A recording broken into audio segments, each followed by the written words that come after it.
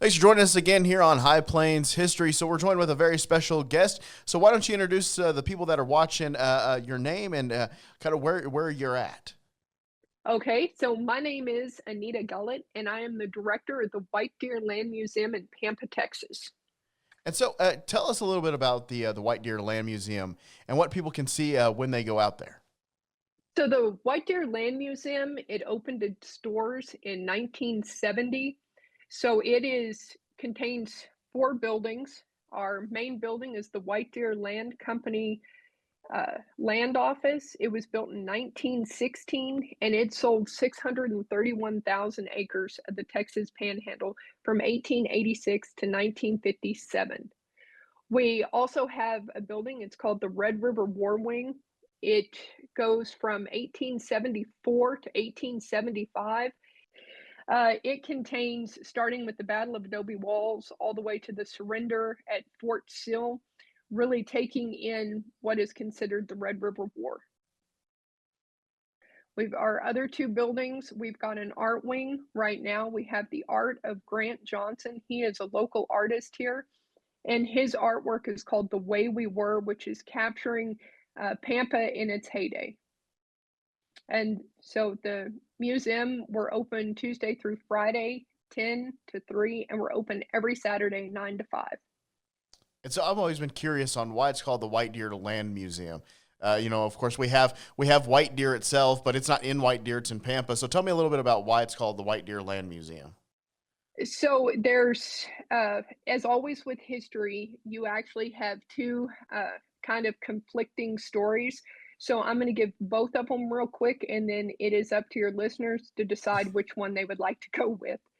So, one, the land company, the investors were from England, as well as the managers and the accountants, all were of English descent. And M.K. Brown, who also is one of the original founders of the Panhandle Plains Historical Society, when he arrived here in 1904, he had served under Lord Baden-Powell in the Boer War. The significance of that is Lord Baden-Powell is considered the founder of Boy Scouts. And he gives this passionate speech in front of Parliament about the white deer and the Anglo Saxon legend of the white deer and prosperity. The other legend is when the railroad was coming out and they were looking at the land with surveying, it starts about 1864 that they saw a white deer and heard the Native American legend about prosperity with the Native Americans. So you can take your pick which direction you'd like to go. I haven't found anything concrete to prove one or the other. The town of White Deer, actually, the land was gifted from the White Deer Land Company to start the town of White Deer, and that's why it's called that. So pretty interesting stuff. I always love that when you have that in history of like, there's two stories, you pick which one you want. Go for it. There's no concrete evidence to lean one way or the other. And so tell me a little bit about when people go to the museum. Kind of what they can see when they go. You talked about the four different wings. Tell me a little bit about more about what they can see when they go out there and what some of the artifacts they can see when they go. So for the Red River War Wing, we actually house artifacts from seven of the battle sites, and those archaeological digs are still going on today. There is a group that have been out doing digs on Buffalo Walla over in Hemphill County, Lyman's over in Hemphill County. We house all of the artifacts for the Battle of McClellan Creek, which was where the German sisters were rescued. At least the two youngest were. The other two were purchased back by the US government. And to know more about that story, it's a fascinating story. You have to come visit us at the museum, and I'll be more than happy to tell uh, that story. It's a pretty amazing story. We also have artifacts from Fort Elliott, from Camp of the Big Springs, Camp Cantonment. Of course, those were early military outposts. Big Springs and Cantonment actually are here before Fort Elliott over in Mobeetie. So just a collection of early, panhandle history before the settlings of the towns. In our land office, not only do we represent the White Deer Land Company, which sold 631,000 acres of the Texas Panhandle, and the history of T.D. Hobart, C.P. Buckler, and M.K. Brown. Now, for the people here in the Panhandle, the interesting part of that is T.D. Hobart is one of the founders of the Panhandle Plains Museum in Canyon, and C.P. Buckler and M.K. Brown were founders of the Panhandle Plains Historical Society, which in the early days, they were already thinking ahead about preserving the history of the Panhandle, which both entities, the White Deer Land Museum, which was started by M.K. Brown, as well as the Panhandle Plains Historical Museum, are both still doing that today. Other features that are in the land office, it was built in 1916 and it's 2 stories. It represents Gray County history. So you have from businesses like Cabot, Celanese, to our schools, our original county seat, LaFours, and just really a broad history of Gray County.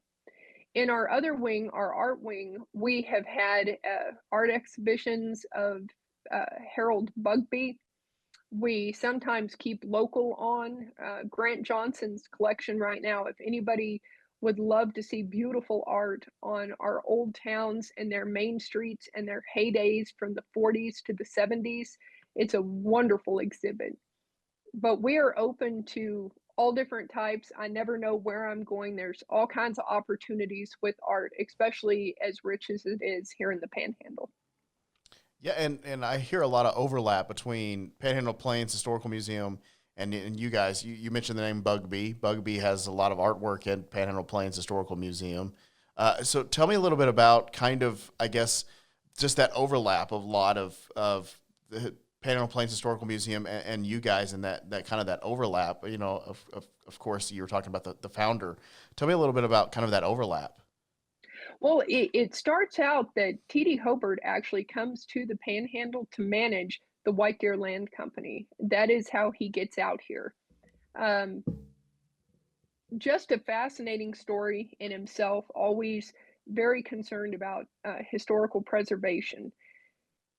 The overlap, really, the Texas Panhandle is a giant story of all of us. And it's not just the White Deer Land Museum or the Panhandle Plains, it is all 26 counties. And for your listeners, I would really encourage them to go visit all of us. I mean, there are some outstanding museums, and what's interesting is we're all connected.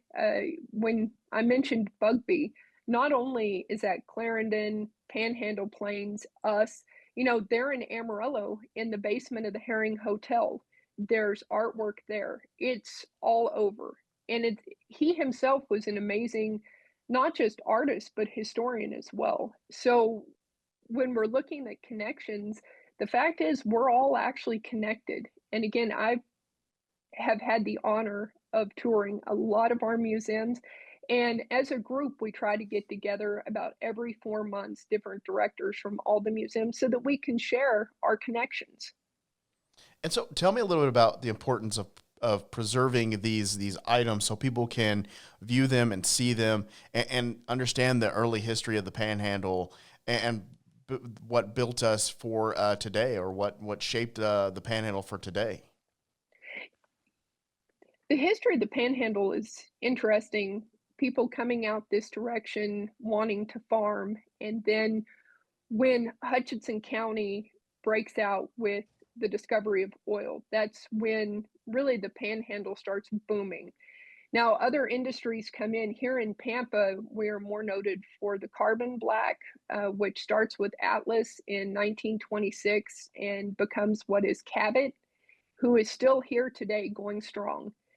Uh, all of the Panhandle and the artifacts, they tell different stories depending on where you're at. You know, if you go to the XIT Museum, and even over in Armstrong, they're going to be discussing more of the cattle industry, where here in our museum here in Pampa, we're discussing Indian wars, railroads, and then really land sales, where it starts out as being early farming, which we've got farming equipment, brands, um, their O.M. Franklin, he created the black leg serum, which saved the cattle industry. And he was a veterinarian that lived here in Gray County. And we've got an exhibit that his descendants have made telling the story of the black leg serum. So it all depends on what museum you're going to and what subject matter they're going to tell.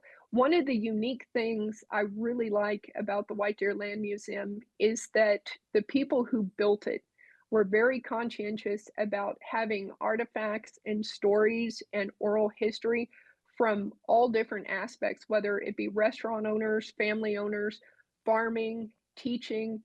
Um, it's been really impressive because I am not a Pampa native. I'm actually an Amarillo native to begin with. And so I know the other day you had some elementary school students in the museum. Tell me a little bit about sharing this history with students and them coming in and seeing these items, or going through the museum and teaching them the history of whether it's Pampa or some of the things that they may not know. How important is it for the museum to do that? That's my top priority. So while museums are fantastic for all of us adults to visit, to learn, one of the things I really stress here in Pampa and strive to get is I like to get every elementary school kid that I can to come through the doors.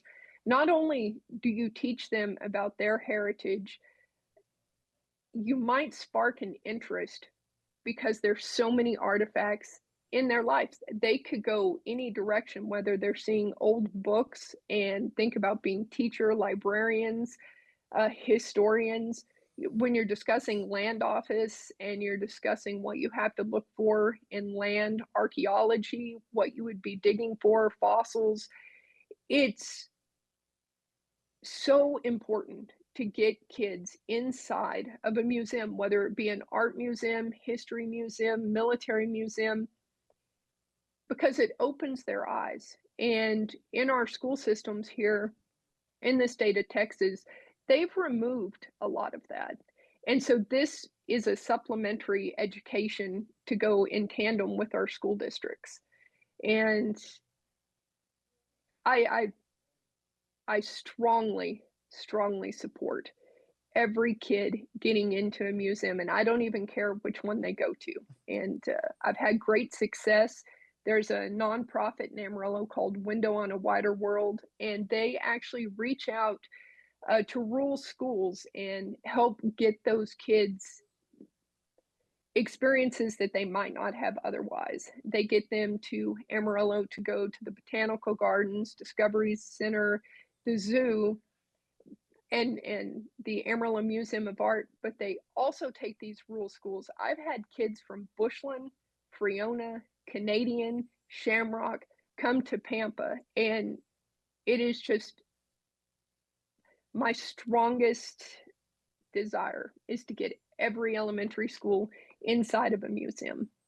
I know that's kind of a long drawn out answer, but it's just so important for our young people. And so, I guess, what's some of the reaction from the kids that come through the museum? Are they excited to see a certain thing? Are they excited to see, one particular thing? Or are they just in awe of kind of everything that they see? Well, here, one of the things I like to do programs where it's hands on. And I do a program that's called History is of the People. And I will put artifacts, whether it be a hard hat from someone I know, or I've got a not sure what animal it is. That's kind of what makes it fun, but it is a fur scarf. I've got a bone cane. I've just got some really neat things, whether it be purses, paintbrushes, and they all belong to people from Gray County. And I'll tell the kids a quick story and then I'll introduce them as that person. And when we're done, I play a little game and they get to raise their hands if that person is still alive or if that person is passed. And what we're trying to do is explain that you need to talk to your parents, your grandparents, because the people who have passed, I always ask the kids, well, how do I know this? And it's really interesting. A lot of them say, well, you look it up on the internet. And I'll explain, no, this is a small town. These people are not on the internet. And I just teach them about we've got a family tree they fill out. and really discussing that you yourself, you are history, your parents, and how important it is to know where you come from. And I've had a lot of success with that, especially when you put a hard hat on one of them, or I've got a beautiful cow tag, and it's very heavy, it's old, and when I put that on, the kids get a big kick because it's interactive, and they get to be part of it, and, they enjoy that. Also, in the Red River War Wing, we have a replica of a Kiowa teepee, and it goes all the way to the ceiling, and when they see that, we also have a cannon and a Gatling gun, and it just their eyes light up. And so I've asked this question a couple of times to other museum workers and directors. Do you have a favorite item in the museum? I know that's a tough question, but do you have a favorite item in the museum? I have a favorite person. So, MK Brown, who started the museum, and he purchased the building in 1957 to have it be the museum for Gray County. And he said a quote that I love, and he said, "I want to give back to the place that gave me everything." And we have his apartment upstairs, which have a lot of his belongings, his family tree, his heritage, and, I love to tell the story of MK Brown coming over here and what kind of life he led, and then how his foundation still gives back to the entire Panhandle, still to this day. And so it's really being in his apartment and being able to tell anyone who steps in this door everything I can about MK Brown. And then, if people want to go to the museum, again, when are you guys open, and how can they do that? So I am open Tuesday through Friday, and we open at 10 to 3. Saturdays, I'm open 9 to 5. We're always free, and they just come in the door, and we're here. If they want a tour, myself, the employees, we all do great tours, and it's a lot of fun. So we just love having anyone. And then we're gonna switch gears now, and I want to talk a little bit about Perfect. Million Dollar Row. First of all, I love that name, Million Dollar Row. It just sounds just really cool. But so for people who may not know, what is Million Dollar Row? So, Million Dollar Row is a stretch of buildings in downtown Pampa. And while I think that a lot of people think that it cost $1 million to do it, it actually is called Million Dollar Row because our city started putting it together because they were expecting a influx of people moving in after the oil was found. And so it means for millions of barrels of oil. And so the city needed to expand. They start the plans in 1926 and they get the buildings completed in 1931. And those buildings here in Pampa, all but one is still standing and they're all in use and have stayed in use since they were built. And so if you come here, they're beautiful buildings. So we've got the Snyder Hotel, and it is of the 20s. It's a beautiful hotel, and it is now used as apartments. Our firehouse is still the same firehouse that it has been since 28. We've got the Gray County Courthouse, the City Hall, an office building that's called the Combs Worley, and it is a stunning building, and it even has the brands of the family going around the outside and has a beautiful foyer. And if you go in, you can ask, they still actually have the old elevator that still works. It's beautiful. And then our building that is missing was our central high school, and it was right downtown. And these buildings all stretch in a line, and the architecture is just unbelievable. And for most of the architecture, it was a gentleman who, even his family in Amarillo, were part of building the medical center where it sits over on Coulter and the old Route 66 today. But it was the Kaufman family. And so W.R. Kaufman was the architect on most of these buildings. And then a local builder named Harlan Case is who built them. And so these were all. So once you get into Pampa and you go down down in that area, they're right there. You just see them right when you go in that area. Yes, so they stretch down Russell and to Atchison. But yes, you come into Pampa and you go down Highway 60, and when you get to Kyler, you take a left. And once you hit the brick streets, you can just follow over to the courthouse and City Hall, and they're just all right there in a line, and they're gorgeous buildings. And so I guess for people that may not know about these buildings, I guess how important are they for you guys in Pampa to have these buildings there and kind of again be kind of a I guess landmark for you guys for them to be so important for you guys in Pampa.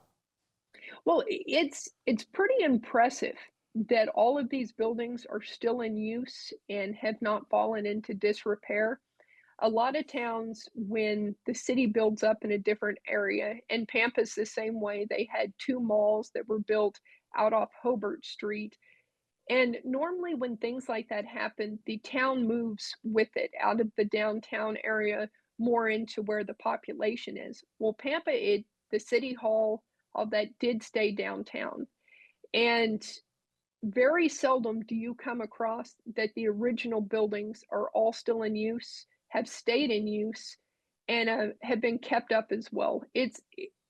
For me, I think it's extremely important because the buildings all have almost 100 years, starting as of next year, 100 years of history, 100 years of the people of Pampa, and then for the courthouse, all the people of Gray County going in them, taking care of business. The Snyder Hotel, you get some of the most fantastic stories about the dinners they used to have in the hotel, all the people that have lived there since it's been apartments, just incredible stories. And our fire department, you think about 100 years of firemen, and they're still in there and in the same place they were 100 years ago. And so, historically, as well as for Pampa and Gray County, it's significant and it's very different than other towns here in the Panhandle.